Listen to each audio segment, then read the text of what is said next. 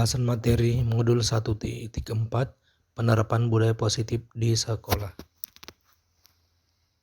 Pembahasan materi budaya positif saya lakukan di dua tempat. Pertama, Rabu 18 Januari 2023 di SMA Islam Atira Bukit Baruga di unit saya sendiri, dan yang kedua di SMP SMA Islam Al-Ittihad pada tanggal 4 Februari 2023.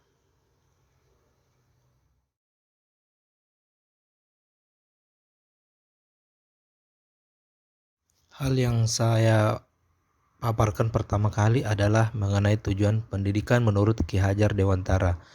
Tujuan pendidikan menurut Ki Hajar Dewantara yaitu menuntun segala kodrat yang ada pada anak-anak agar mereka dapat mencapai keselamatan dan kebahagiaan yang setinggi-tingginya baik sebagai manusia maupun sebagai anggota masyarakat. Oleh sebab itu, pendidik itu hanya dapat menuntun tumbuh atau hidupnya kekuatan kodrat yang ada pada anak-anak agar dapat memperbaiki lakunya, bukan dasarnya hidup yang tumbuh kekuatan kodrat anak, namun tetap memperhatikan kodrat zaman dalam pengembangan kodrat alam seorang anak. Dengan kata lain, seorang anak diharapkan mampu tumbuh dengan baik di zaman milenial ini, namun tidak juga tercabut dari akar kebudayaannya. Setelah saya menjelaskan tentang apa itu tujuan pendidikan menurut Ki Hajar Dewantara, di sini beberapa rekan guru menanyakan tentang apa itu kodrat zaman dan kodrat alam. Nah, di sini saya jelaskan tentang kodrat alam adalah kodrat di mana anak itu tinggal, kemudian kodrat zaman adalah kodrat di mana anak itu tumbuh dan berkembang atau zaman mana mereka berkembang sekarang. Bismillahirrahmanirrahim. Assalamualaikum warahmatullahi wabarakatuh. Di sini guru-guru lumayan atau mereka sudah memahami tentang perkembangan kodrat zaman pada anak-anak dan kodrat alam yang ada pada anak-anak. Nah, proses diskusi yaitu tentang bagaimana mensinkronkan antara tujuan dari pendidikan menurut Ki Hajar Dewantara ini dengan pendidikan yang ada pada anak-anak di sekolah Islam Atira, khususnya di SMA Islam Atira Bukit Baruga. Nah, di sini saya jelaskan tentang bahwa anak-anak sekarang adalah anak-anak zaman milenial. Nah, tapi mereka itu harus dituntun agar tidak keluar dari akar budayanya. Selain mereka mengenal tentang teknologi, mereka juga harus diperkenalkan dengan kebudayaannya, khususnya kebudayaan yang ada di Sulawesi Selatan. Setelah tanya jawab selesai tentang tujuan pendidikan menurut Ki Hajar Dewantara, masuklah saya pada materi budaya positif. Nah, di sini saya jelaskan apa itu budaya positif. Budaya positif di sekolah adalah nilai-nilai, keyakinan-keyakinan, dan kebiasaan-kebiasaan di sekolah yang berpihak pada siswa agar siswa dapat tumbuh dan berkembang menjadi pribadi yang bertanggung jawab, kritis, dan penuh hormat. Pada intinya, pemikiran Ki Hajar Dewantara, guru sebagai penuntun siswa menuju kebahagiaan dan keselamatan dengan memperlihatkan kodrat anak dan kodrat zaman. Budaya positif menuntun siswa untuk melakukan hal yang positif sehingga dapat membentuk profil pelajar Pancasila. Dalam pemaparan saya tentang budaya positif, saya hubungkan dengan apa itu disiplin. Nah, banyak dari guru-guru itu melihat tentang disiplin adalah tentang bagaimana menghubungkan tata tertib, teratur, kepatuhan pada peraturan.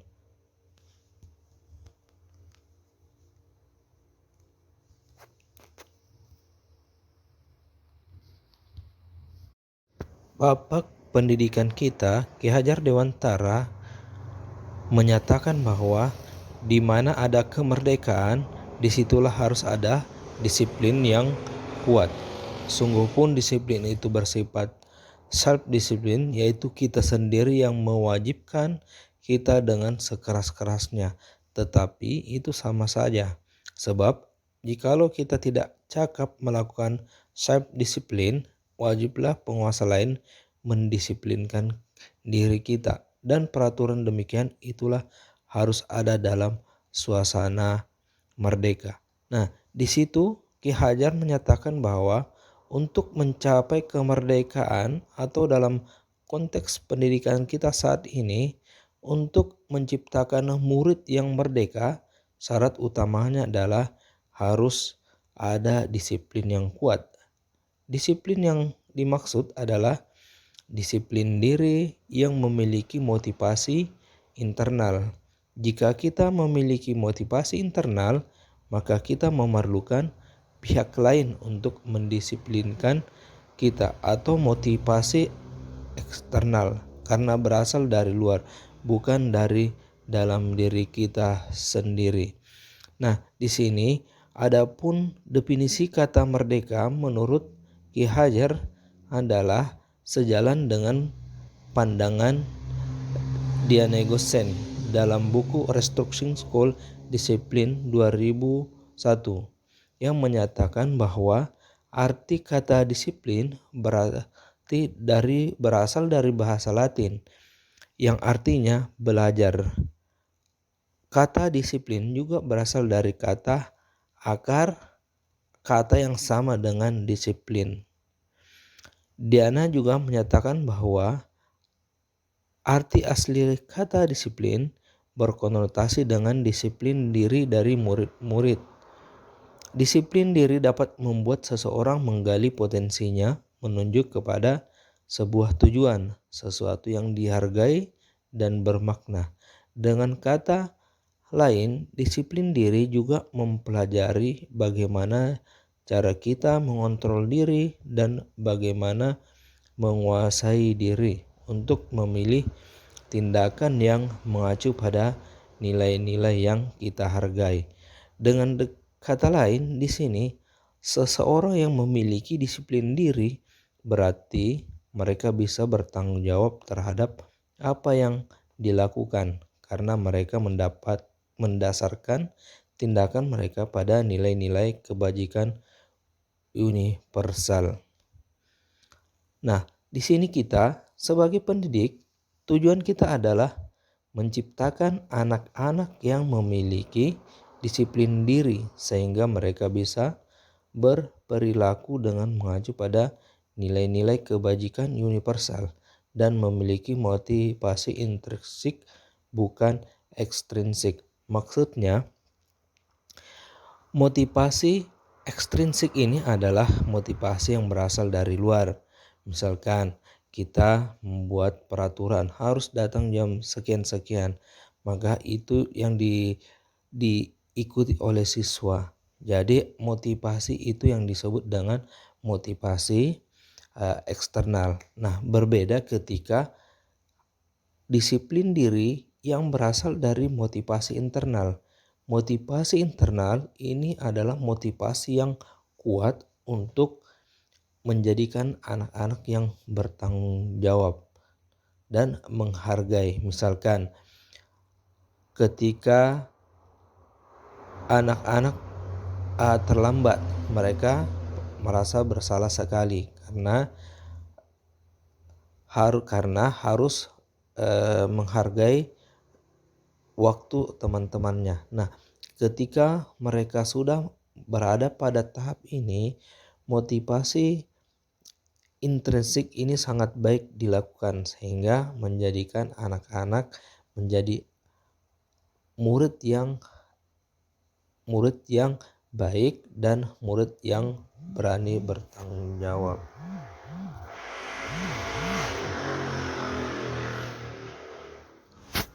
Konsep utama budaya positif yang akan saya paparkan di forum guru-guru SMA Islam Atirah Bukit Barugah, yaitu tentang bagaimana perubahan paradigma belajar siswa, kemudian bagaimana menerapkan disiplin positif, kemudian saya menjelaskan tentang kebutuhan dasar manusia, kemudian bagaimana motivasi perilaku manusia, kemudian membahas tentang keyakinan kelas, dan yang terakhir adalah segitiga restitusi. Nah, dalam segitiga restitusi ini saya akan memberikan lembaran atau contoh kasus tentang bagaimana penerapan segitiga restitusi di sekolah.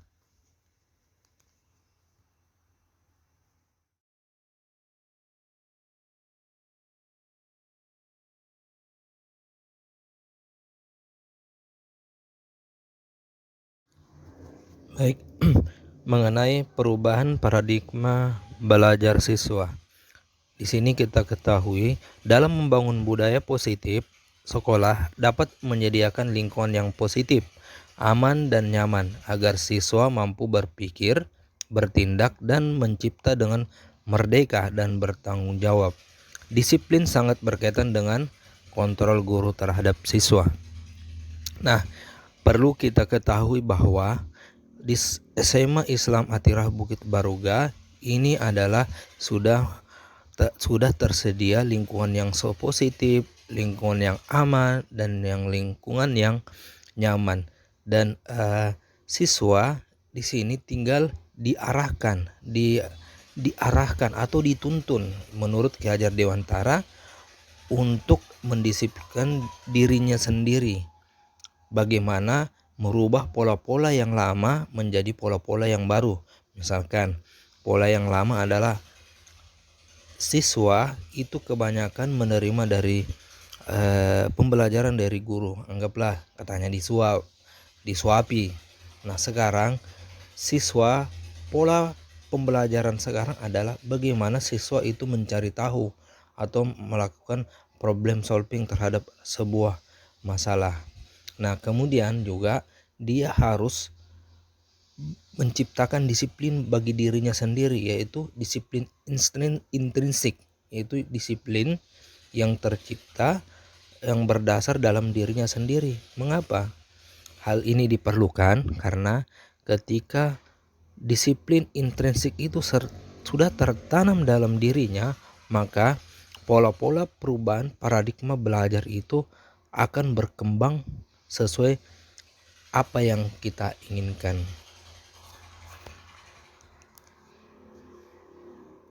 Bapak Ibu sekalian, di sini saya akan menjelaskan tentang apa itu keyakinan kelas.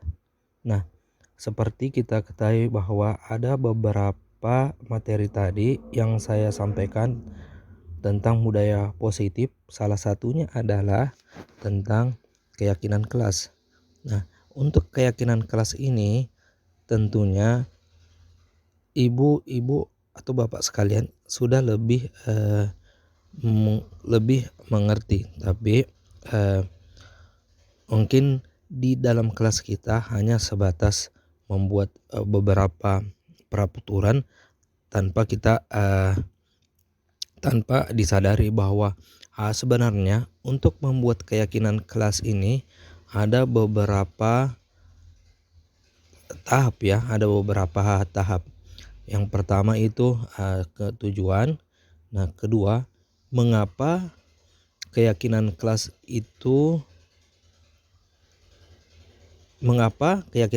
tidak peraturan kelas saja. Kemudian tahapan menciptakan program kebajikan, kemudian Pembentukan keyakinan sekolah atau kelas bisa juga sebenarnya ya pembentukan keyakinan guru mata pelajaran. Kemudian bagaimana prosedur pembentukan keyakinan sekolah, kelas atau guru mata pelajaran, dan terakhir adalah tentang kegiatan-kegiatan pendalaman keyakinan kelas.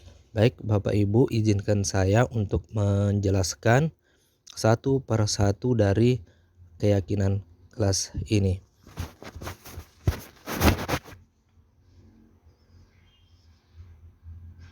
Yang pertama tentang tujuan, apa sebenarnya tujuan kita membuat keyakinan kelas. Tentunya keyakinan kelas atau keyakinan yang dibuat oleh guru mapel itu sendiri sebagai pondasi dan arah tujuan sebuah kelas atau guru mapel yang akan menjadi landasan dalam memecahkan konflik atau permasalahan di dalam sebuah sekolah atau kelas atau guru mata pelajaran.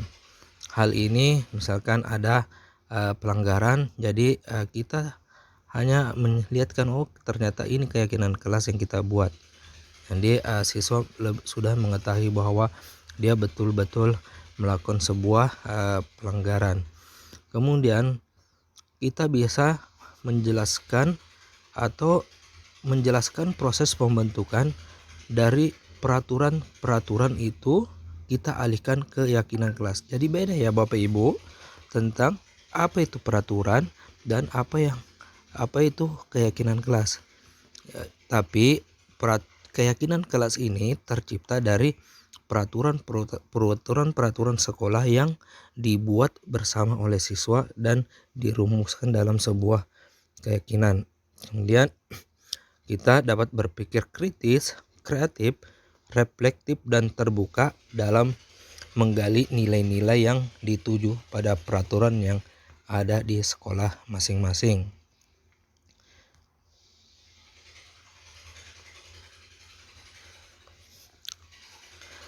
Nah, mungkin saya tanya pada ibu-ibu ya, mengapa keyakinan kelas, mengapa tidak peraturan kelas saja? Nah, untuk memahami arti kata di atas, kita dapat mungkin kita dapat menjawab ya dua pertanyaan. Yang pertama, misalkan mengapa kita memiliki peraturan tentang penggunaan helm pada saat penggunaan atau pada saat mengendarai roda 2 atau motor. Kemudian pertanyaan kedua, mengapa kita memiliki peraturan tentang penggunaan masker dan mencuci tangan setiap saat. Ini yang pada saat pandemi itu ya. Nah, jawaban yang pertama, kemungkinan jawaban pertama Anda adalah keselamatan, dan jawaban yang kedua adalah tentang keselamatan juga.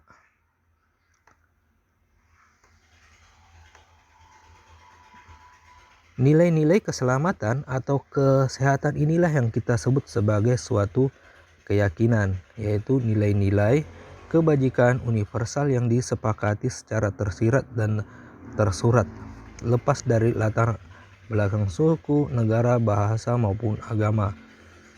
Ya, seperti yang sudah saya sampaikan pada sesi sebelumnya tentang nilai-nilai kebajikan, bahwa menekankan keyakinan seseorang akan lebih memotivasi seseorang dari dalam dirinya sendiri. Seseorang itu lebih tergerak dan bersemangat untuk menjalankan keyakinannya daripada hanya sekedar mengikuti serangkaian peraturan tertulis tanpa makna. Murid-murid pun demikian. Mereka perlu mendengarkan dan memahami arti sesungguhnya tentang peraturan-peraturan yang diberikan. Apa nilai-nilai kebajikan di balik peraturan tersebut? Apa tujuan utamanya? Dan menjadi tidak tertarik atau takut sehingga hanya sekedar mengikuti serangkaian peraturan-peraturan yang mengatur mereka tanpa memahami tujuan mulianya. Disiplin dan nilai-nilai kebajikan universal itu mempelajari tentang nilai-nilai kebajikan yang dapat menjadi landasan kita dalam membuat suatu keyakinan sekolah atau menentukan visi dan misi atau tujuan yang dari sebuah sekolah atau kelas.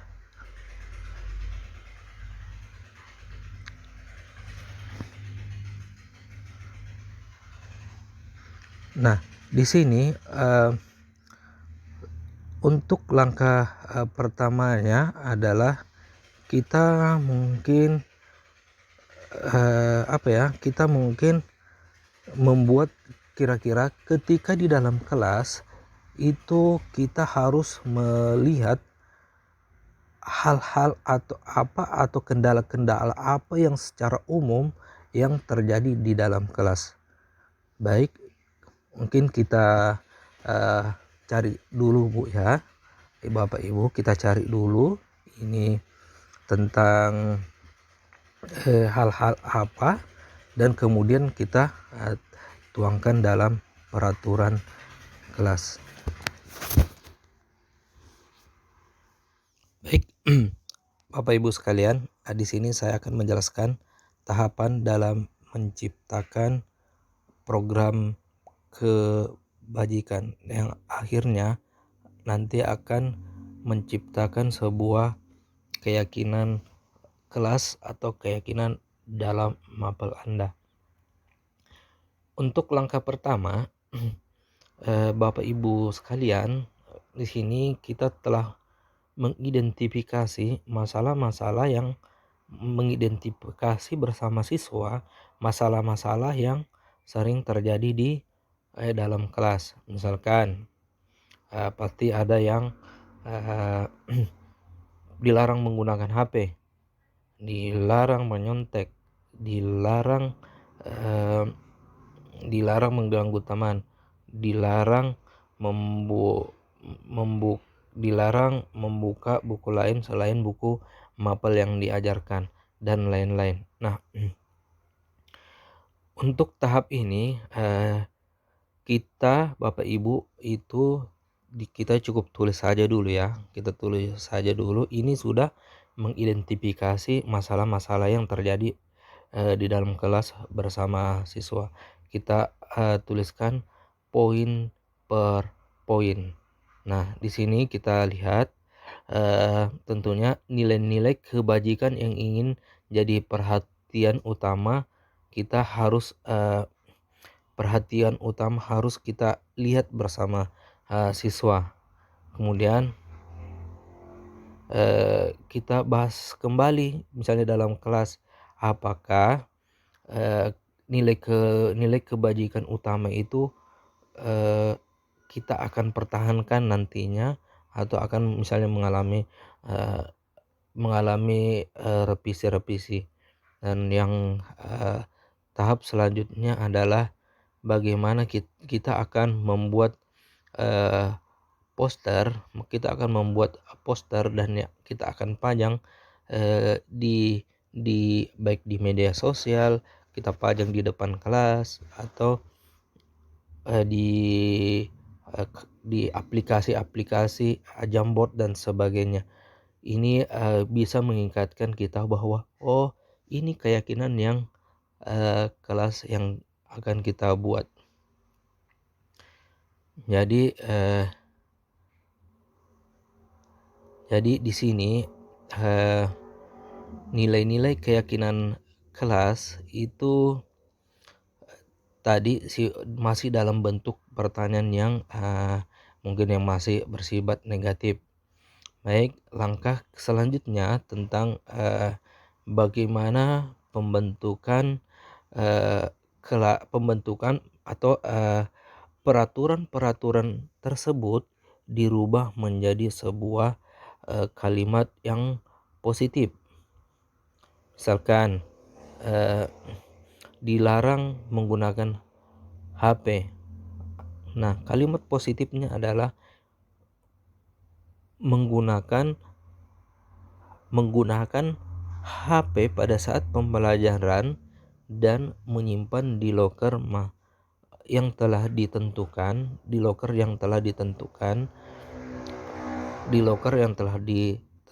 oleh kelas atau wali kelas kalian. Nah, kemudian misalnya dilarang keluar masuk atau dilarang mengganggu teman. Nah, kita rubah ke kalimat positif, misalnya dilarang mengganggu teman.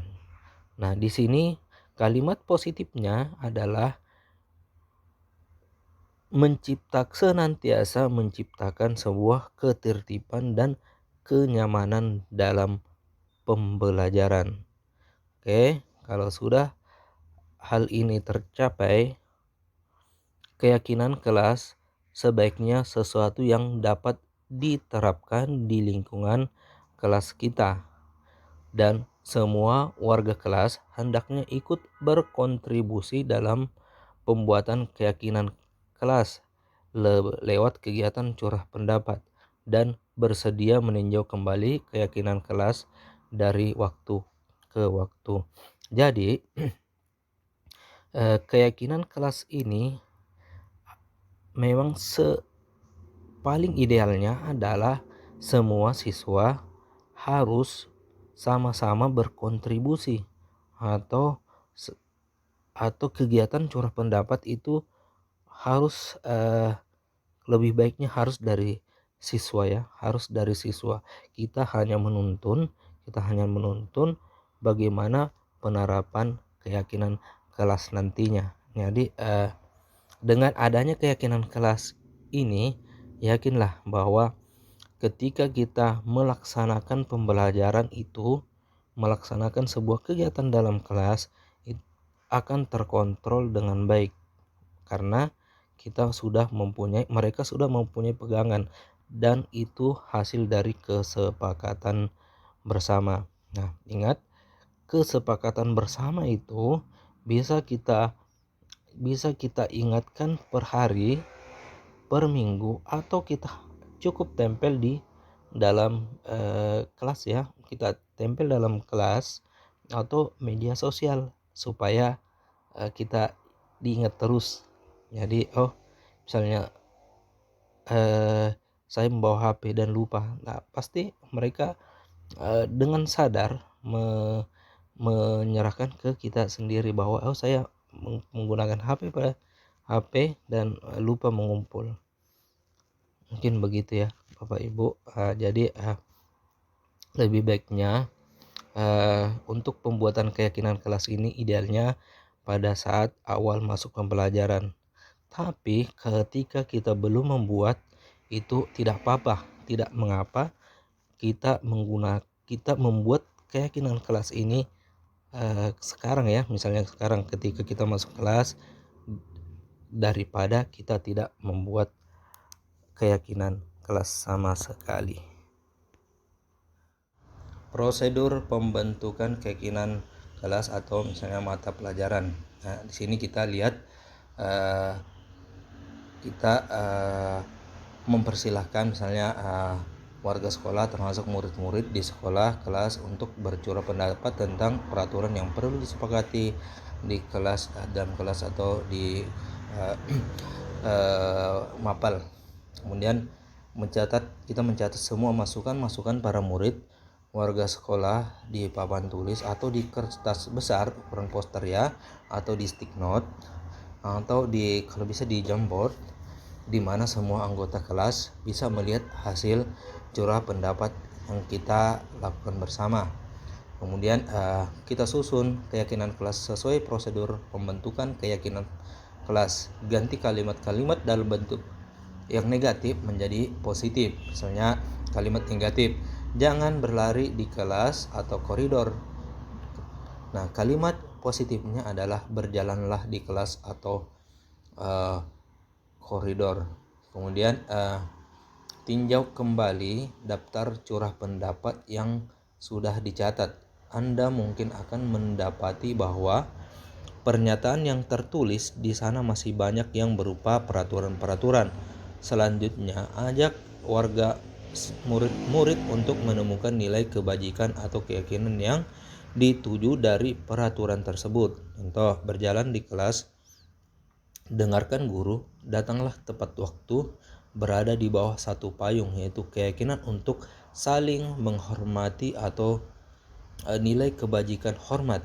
Keyakinan inilah yang dimasukkan dalam daftar untuk disepakati. Kegiatan ini juga merupakan pendalaman pemahaman bentuk peraturan keyakinan kelas. Kemudian tahap selanjutnya kita tinjau keyakinan sekolah kelas secara bersama-sama. Seharusnya setelah beberapa peraturan telah disatukan menjadi beberapa keyakinan, maka jumlah butir pernyataan keyakinan akan berkurang. Sebaiknya keyakinan sekolah kelas tidak terlalu banyak, bisa berkisar antara 3 sampai 7 prinsip keyakinan. Bila mana terlalu banyak, maka warga kelas akan sulit mengingatkan dan akibatnya sulit untuk dijalankan. Setelah keyakinan sekolah kelas selesai dibuat, maka semua warga kelas dipersilahkan meninjau ulang dan menyetujui dengan menandatangani keyakinan sekolah kelas tersebut, termasuk guru dan semua warga murid.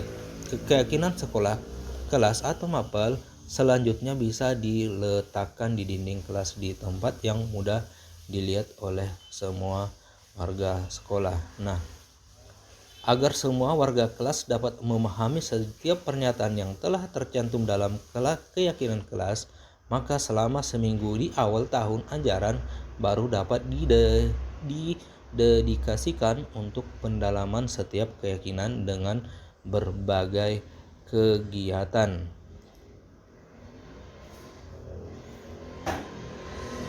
Kegiatan-kegiatan pendalaman keyakinan kelas. Pertama, kita lihat apa kegiatan yang tampak seperti dan tidak tampak seperti. Nah, di sini kita lihat anggota kelas kita bagi menjadi beberapa kelompok. Nah, di setiap kelompok itu diberikan kertas. Salah satu anggota kelompok membuat huruf T kapital yang besar, misalnya tabel T. Guru memberikan salah satu keyakinan kelas kepada setiap kelompok. Dua kelompok bisa mendapatkan keyakinan yang sama bila ada 10 kelompok. Selanjutnya, setiap kelompok diminta untuk bercurah pendapat tentang keyakinan kelas, tampak seperti apa, tampak tidak seperti apa. Kemudian hasil curah pendapat setiap kelompok dipresentasikan pada kelompok besar dan kertasnya ditempel di sekeliling kelas untuk dapat dilihat setiap warga kelas agar menguatkan pemahamannya.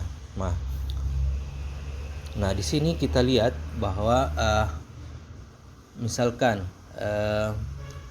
sudah terlihat misalnya masalah kerapian, kita lihat masalah perilaku, ternyata anak-anak sudah tersenyum ramah, mengucapkan salam dan lain-lain. Nah, itulah beberapa tahapan yang bagus sekali dilakukan dalam membuat keyakinan kelas. Nah, alhamdulillah dengan materi ini mudahan Bapak Ibu terapkan ya. Mudahan Bapak Ibu terapkan nanti di dalam kelas. Bukan hanya kita kontrak belajar, dilarang ini dan dilarang ini dan dilarang ini. Ternyata anggapan selama ini kita salah ya Bapak Ibu ya. Anggapan sekolah ini yang selama ini kurang tepat. Nah, kita sangka bahwa peraturan kelas atau keyakinan kelas itu sama dengan keyakinan kelas. Ternyata itu kurang tepat. Nah, sebenarnya ya ini adalah prosedur yang ideal, prosedur yang ideal dalam membuat sebuah keyakinan kelas tersebut. Baik, Bapak Ibu, untuk sesi ini langkah penerapannya itu pasti kita akan terapkan di kelas. Baik, kita akan melangkah pada materi selanjutnya tentang apa sebenarnya kebutuhan dasar manusia, kebutuhan yang paling mendasar bagi manusia. Dan tentunya ini sangat menarik untuk dikaji karena berkaitan dengan apa yang dibutuhkan oleh siswa-siswa kita.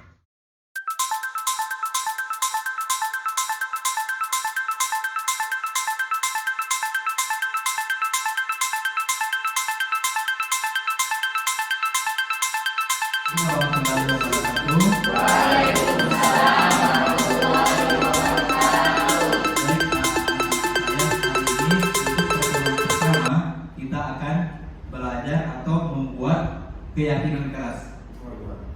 Baik, kalian siap? Siap.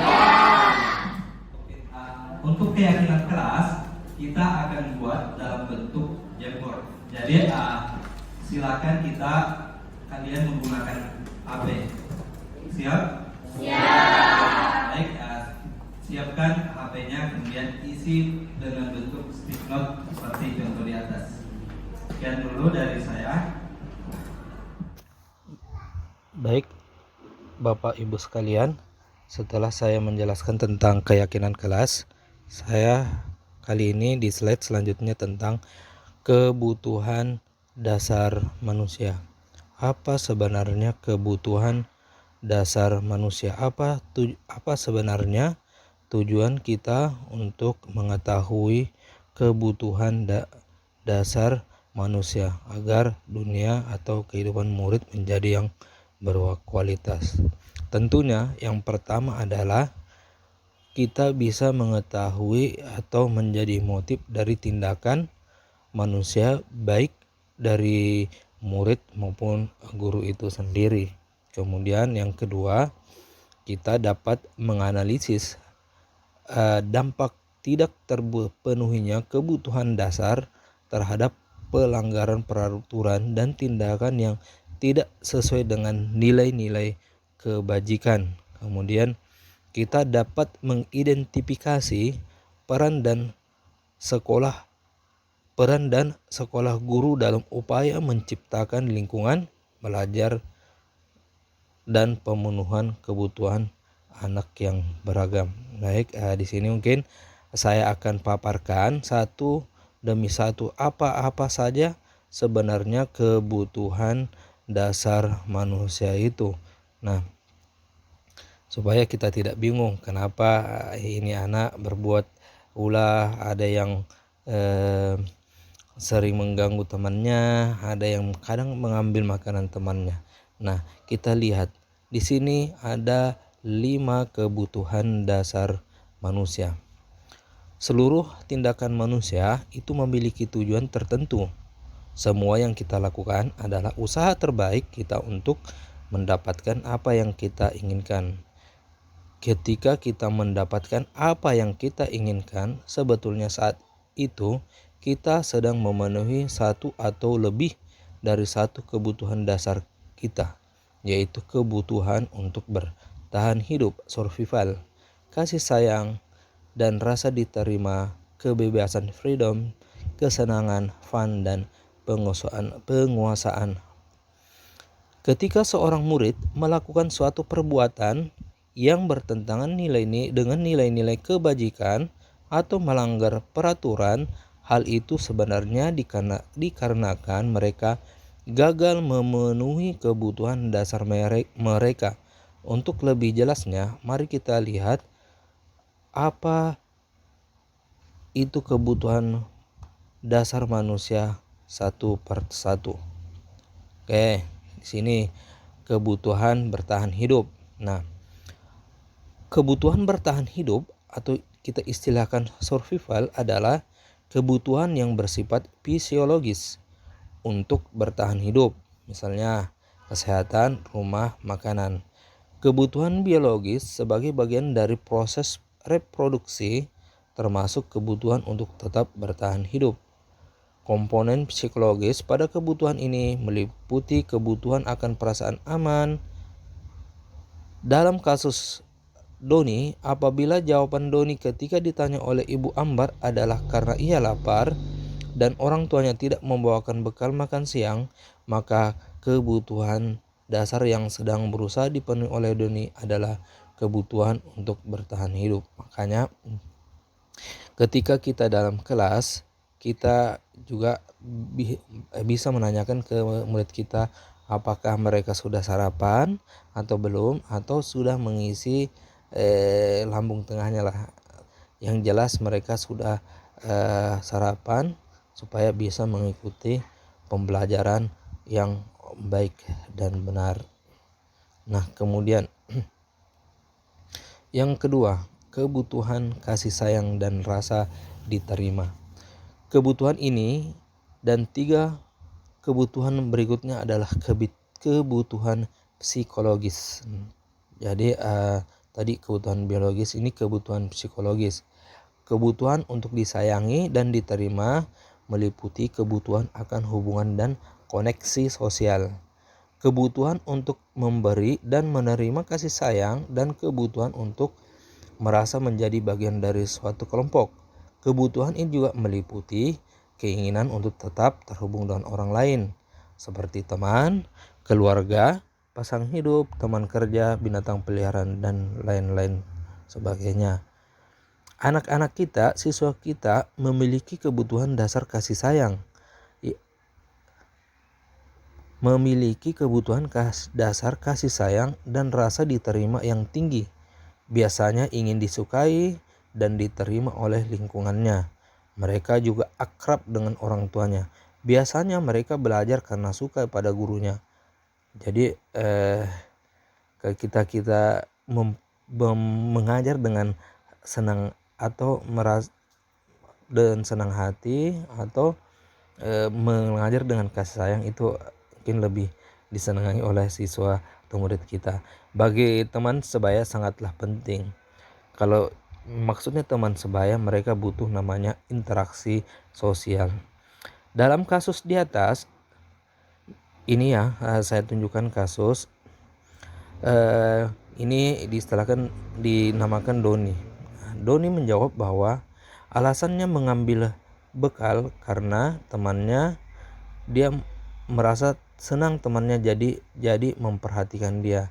Ketika temannya melaporkan tindakan itu pada gurunya dan gurunya memberitahu orang tuanya, sehingga orang tuanya jadi memperhatikan dia, maka kebutuhan yang sedang dipenuhi Doni adalah kebutuhan akan kasih sayang dan rasa diterima. Jadi anak-anak itu kadang apalagi anak-anak kita ya, di sini berada pada golongan ekonomi ke atas, yang notabene orang-orang atau orang tuanya itu adalah orang-orang yang sibuk, orang-orang yang jarang di rumah, sehingga anak-anak mereka merasa kurang kasih sayang, sehingga wajar siswa kita mencari kebutuhan kasih sayang di luar dari rumahnya, apakah dengan gurunya atau teman sejawatnya. Nah, kemudian yang ketiga, penguasaan kebutuhan atas pengakuan dan kemampuan. Kebutuhan ini berhubungan dengan kekuatan untuk mencapai sesuatu, menjadi kompeten, menjadi terampil, diakui atas prestasi, keterampilan kita didengarkan, dan memiliki rasa harga diri. Kebutuhan ini meliputi keinginan untuk dianggap berharga dan bisa membuat perbedaan, bisa membuat pencapaian kompeten diakui dan dihormati. Jadi anak-anak kita ini ada yang memiliki kebutuhan dasar akan penguasaan yang tinggi. Biasanya dia selalu ingin menjadi pemimpin. Mereka juga suka mengamati sebelum mencoba hal baru dan merasa kecewa bila melakukan kesalahan. Mereka juga biasanya rapi dan sistematik dan selalu ingin mencapai yang terbaik. Nah, di sini mungkin banyak contoh kasus yang ada di sekolah kita. Anak-anak banyak yang mempunyai kemampuan yang tinggi ya, mempunyai kemampuan yang tinggi akan kepemimpinannya. Jadi mungkin ini sebagian dari mereka yang kita anggap berulah itu mempunyai kebutuhan mereka hanya butuh pengakuan, karena di antara mereka banyak yang mempunyai jiwa kepemimpinan, ya, mempunyai jiwa kepemimpinan, sehingga ketika kita akui atau kita angkat mereka menjadi apakah ketua angkatan, ketua kelas, atau ketua organisasi, sehingga dampak hal-hal yang negatif bisa dihilangkan dan justru bisa menciptakan hal-hal yang positif bagi mereka, atau hal-hal positif yang mereka akan lakukan. Nah, kemudian di sini juga ada kebebasan akan pilihan. Apa itu kebebasan akan pilihan? Kebebasan akan pilihan adalah kebutuhan akan kemandirian, otonomi, memiliki pemilihan, dan mengendalikan arah hidup seseorang.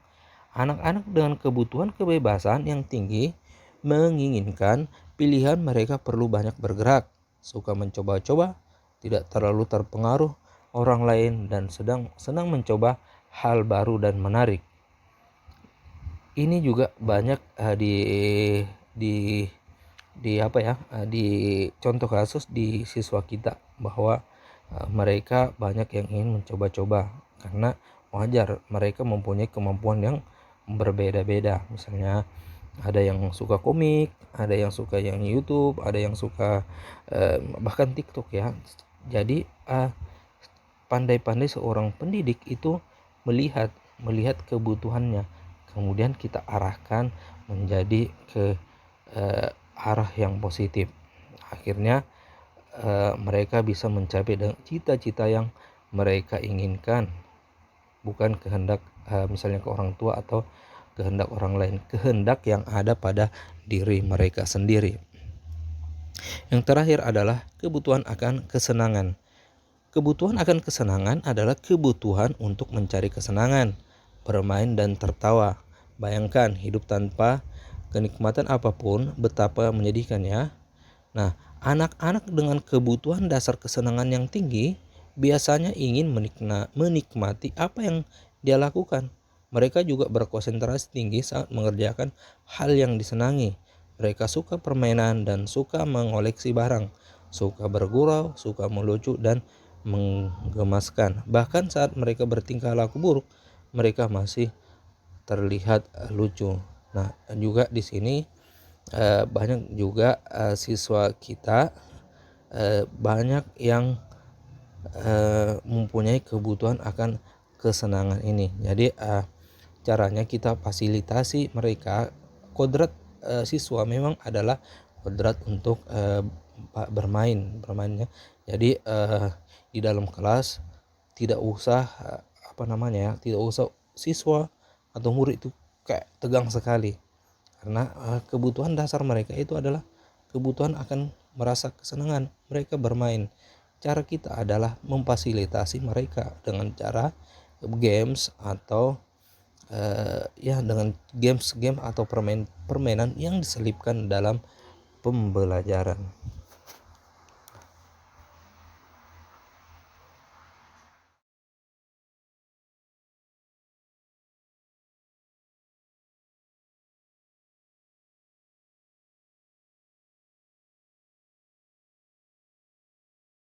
Baik, setelah menjelaskan tentang kebutuhan dasar manusia, saya menjelaskan tentang restitusi atau 5 posisi kontrol.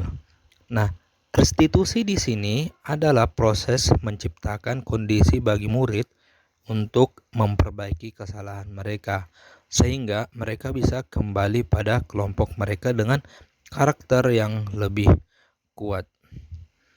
Ada 5 posisi kontrol yang diketahui. Yang pertama adalah posisi sebagai penghukum. Nah, seorang penghukum bisa menggunakan hukuman fisik maupun verbal. Orang-orang yang menjalankan posisi penghukum senantiasa mengatakan bahwa sekolah memerlukan sistem atau alat yang lebih menekan murid-murid lebih dalam lagi. Guru-guru yang menerapkan posisi penghukum akan berkata, "Patuhi aturan saya," atau "Awas, kamu selalu salah saja. Pasti selalu yang terakhir selesai." Guru seperti ini senantiasa percaya hanya ada satu cara agar pembelajaran bisa berhasil, yaitu cara dia. Posisi penghukum, nada suara tinggi, bahasa tubuh, mata melotot, dan jari menunjuk-nunjuk atau menghardik. Misal, terlambat lagi, pasti terlambat lagi, selalu datang terlambat, kapan bisa datang tepat waktu? Tanyakan kepada diri kita sendiri ya, bagaimana perasaan murid bila guru berbicara seperti itu pada saat muridnya datang terlambat. Nah, kemungkinan hasil yang kita dapatkan dari posisi penghukum adalah kemungkinan murid marah dan mendendam atau bersifat agresif. Bisa jadi sesudah kembali duduk, murid tersebut akan mencoret-coret bukunya atau meja tulisnya. Lebih buruk lagi, sepulang sekolah, murid melihat motor atau mobil bapak ibu guru dan akan menggores kendaraan tersebut dengan paku. Kemudian pembuat rasa bersalah. Baik Bapak Ibu, di sini nanti saya pertontonkan bagaimana kelima posisi kontrol itu ya. Kelima posisi kontrol. Posisi yang kedua adalah pembuat merasa bersalah. Nah, pada posisi ini biasanya guru akan bersuara lebih lembut. Membuat rasa bersalah akan menggunakan keheningan yang membuat orang lain merasa tidak nyaman, bersalah atau rendah diri. Kata-kata yang keluar dengan lembut akan seperti, "Ibu sangat kecewa sekali dengan kamu. Berapa kali Bapak harus memberitahu kamu ya? Gimana coba kalau orang tua kamu tahu kamu berbuat begini?" Di posisi ini, murid akan memiliki penilaian diri yang buruk tentang diri mereka. Murid merasa tidak berharga dan telah mengecewakan orang-orang yang disayanginya. Hasilnya, murid akan merasa bersalah. Bersalah telah mengecewakan ibu atau bapak gurunya. Murid akan merasa menjadi orang yang gagal dan tidak sanggup membahagiakan orang lain. Kadangkala, sikap seperti ini lebih berbahaya dari sikap penghukum karena emosi akan tertanam rapat di dalam. Murid menahan perasaan, tidak seperti murid dalam dengan guru penghukum, di mana murid bisa menumpahkan amarahnya walaupun dengan cara negatif. Murid tertekan seperti inilah yang tiba-tiba bisa meletus amarahnya dan bisa menyakiti diri sendiri ataupun orang lain. Baik, Bapak Ibu sekalian, ini adalah posisi yang ketiga, posisi sebagai teman. Guru pada posisi ini tidak akan menyakiti murid, namun akan tetap berupaya mengontrol murid melalui persuasi. Posisi teman pada guru bisa negatif ataupun positif. Positif di sini berupa hubungan baik yang terjalin antara guru dan murid. Guru di posisi teman menggunakan hubungan baik dan humor untuk mempengaruhi seseorang. Mereka akan berkata, "Ayo bantulah demi Bapak ya. Ayo ingat, tidak bantuan Bapak selama ini. Ya sudah, kali ini tidak apa-apa, nanti Ibu bantu bereskan." Hal negatif dari posisi teman adalah bila suatu saat guru tersebut tidak membantu, murid akan kecewa dan berkata, "Saya pikir Bapak Ibu teman saya." Murid merasa dikecewakan dan tidak mau lagi berusaha. Hal lain yang mungkin timbul adalah murid hanya akan bertindak untuk guru tertentu dan tidak untuk guru lainnya. Murid akan tergantung pada guru tersebut.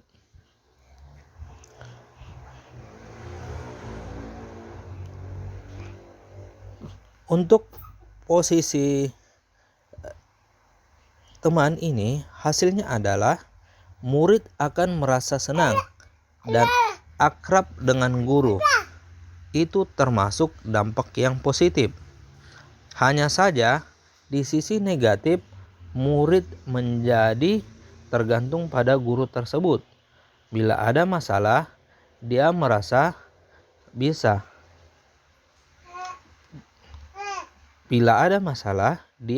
bisa mengandalkan guru tersebut untuk membantunya. Akibat lain dari posisi teman adalah hanya akan berbuat sesuatu yang menyuruh oleh guru tersebut dan belum tentu berlaku sama dengan guru yang lain.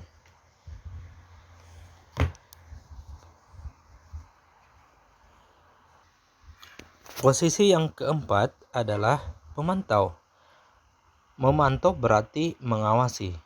Pada saat kita mengawasi, kita bertanggung jawab atas perilaku orang-orang yang kita awasi. Posisi pemantau berdasarkan pada peraturan dan konsekuensi. Dengan menggunakan sanksi konsekuensi, kita dapat memisahkan hubungan pribadi kita dengan murid sebagai seseorang yang menjalankan posisi pemantau. Pemantau, nada suara biasanya datar, bahasa tubuh yang formal. Misalkan, guru, Adi, tahukah kamu jam berapa kita memulai? Adi tahu, Pak. Guru, kamu terlambat 15 menit. Apakah kamu sudah mengerti konsekuensi yang harus dilakukan bila terlambat? Adi, paham, Pak. Saya harus tinggal di kelas pada jam istirahat nanti dan mengerjakan tugas ketertinggalan saya. Guru, ya benar. Nanti pada saat jam istirahat, kamu harus tinggal di kelas untuk menyelesaikan tugas yang tertinggal tadi. Saya tunggu. Nah, bagaimana perasaan murid yang diperlakukan seperti ini? Murid memahami konsekuensi yang harus dijalankan karena telah melanggar salah satu peraturan sekolah. Guru tidak menunjukkan suatu emosi yang berlebihan, menjadi marah atau membuat merasa bersalah. Murid tetap dibuat tidak nyaman, yaitu dengan harus tinggal di kelas pada waktu jam istirahat dan mengerjakan tugas. Guru tetap harus memantau murid pada saat mengerjakan tugas di jam istirahat, karena murid tidak bisa ditinggal seorang diri. Baik, posisi yang kelima. Posisi terakhir adalah posisi manajer. Posisi manajer adalah posisi di mana guru tersebut berbuat sesuatu bersama dengan murid, mempersilahkan murid mempertanggungjawabkan perilakunya, mendukung murid agar dapat menemukan solusi atas permasalahannya sendiri. Seorang manajer telah memiliki keterampilan di posisi teman maupun pemantau, dan dengan demikian bisa jadi di waktu-waktu tertentu kembali kepada kedua posisi tersebut bila diperlukan. Namun bila kita menginginkan murid-murid kita menjadi manusia yang merdeka, mandiri dan bertanggung jawab, maka kita perlu mengacu kepada restitusi yang dapat menjadikan murid kita seorang manajer bagi dirinya sendiri, di mana murid diajak untuk menganalisis kebutuhan dirinya maupun kebutuhan orang lain. Di sini penekanan bukan pada kemampuan membuat konsekuensi, namun dapat berkolaborasi dengan murid-murid bagaimana memperbaiki kesalahan yang ada. Seorang manajer akan berkata, apa yang kita yakini kembali ke keyakinan kelas.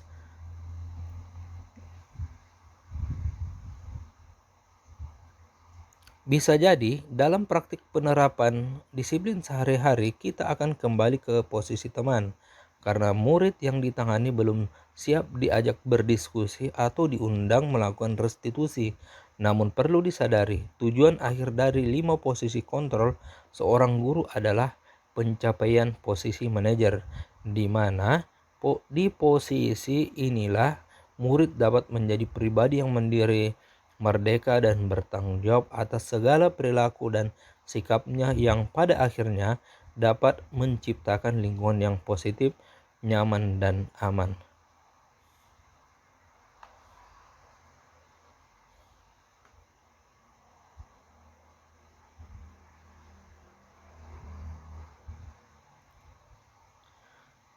Baik, mungkin sampai di sini dulu. Nah, pada posisi manajer, guru sebaiknya tulus, tidak perlu marah, tidak perlu meninggikan suara, apalagi menunjuk-nunjuk jari ke murid, berkacak pinggang, atau murid bersikap seolah-olah menyesal, tampak sedih sekali akan perbuatan murid, ataupun bersenda gurau, menempatkan diri sebagai teman murid. Fokus ada pada murid, bukan untuk membahagiakan guru atau orang tua. Murid sudah mengetahui adanya suatu masalah dan sesuatu perlu terjadi. Bila guru mengambil posisi pemantau, guru akan melihat apa konsekuensinya, apa peraturannya. Namun pada posisi manajer, guru akan mengembalikan tanggung jawab pada murid mencari jalan keluar permasalahannya, tentunya dengan bimbingan guru. Nah, di antara kelima posisi kontrol ini, nah, di manakah posisi kita? Pertanyaannya adalah nanti di praktek yang kita jalankan, dan tentunya yang paling diharapkan adalah di posisi manajer. Mudahan kita sebagai guru dan insan pendidik di SMA Islam Atira Baruga ini, kita banyak belajar tentang bagaimana memperlakukan siswa yang misalnya yang terlambat, yang tidak mengerjakan tugas, dan sebagainya. Nah, saya kira 5 posisi kontrol ini sangat baik untuk diterapkan dalam proses pembelajaran. Sekian dari saya tentang sharing materi mengenai budaya positif di sekolah. Untuk lebih jelas, saya akan memutarkan beberapa video dan dokumentasi hasil budaya positif, dan sekalian juga akan menampilkan beberapa video singkat tentang komentar dari siswa dan rekan guru mengenai testimoni mereka mengenai budaya positif.